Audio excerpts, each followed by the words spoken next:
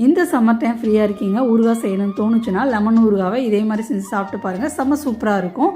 இது வந்து தேவையான அளவுக்கு லெமனை நல்லா தண்ணியில் எடுத்து நல்லா வாஷ் பண்ணிவிட்டு 1க்கு 6 கட் பண்ணி உப்பு சேர்த்து நல்லா மிக்ஸ் பண்ணி விட்டு குலுக்கி மேலே துணி போட்டு 2 to 3 நாள் வெயில் எடுத்து வச்சுக்கிட்டேன். இதுக்கப்புறம் ஒரு கடாயில் ஈக்குவல் அளவுக்கு வெந்தயமும் கடுகும் சேர்த்து நல்லா மிக்ஸ் பண்ணி நல்லா பொரிஞ்சு கலர் சேஞ்ச் ஆகி வந்ததுக்கப்புறம் அடுப்பு ஆஃப் பண்ணிவிட்டு ஆறுனதும் மிக்ஸி ஜாரில் பவுடர் அரைச்சி வச்சுக்கோங்க. இதுக்கப்புறம் ஒரு கடாயில் தாராளமாக எண்ணெய் ஊற்றிக்கோங்க. எண்ணெய் நிறைய ஊற்றினா ரொம்ப நாள் கெடாமல் இருக்கும். இது நல்லா எண்ணெய் காஞ்சி வந்ததும் 5 to 6 வரமிளகாவை கிள்ளி போட்டு நல்லா கலர் சேஞ்ச் ஆனதுக்கப்புறம் மிளகாத்தூள் அரைச்சி வச்சுருக்க அந்த பவுட்ரு எல்லாத்தையும் சேர்த்து நல்லா மிக்ஸ் பண்ணி விட்டுக்கோங்க. எண்ணெயிலே ஒரு 10 நிமிஷம் அப்படியே இருக்கட்டும்.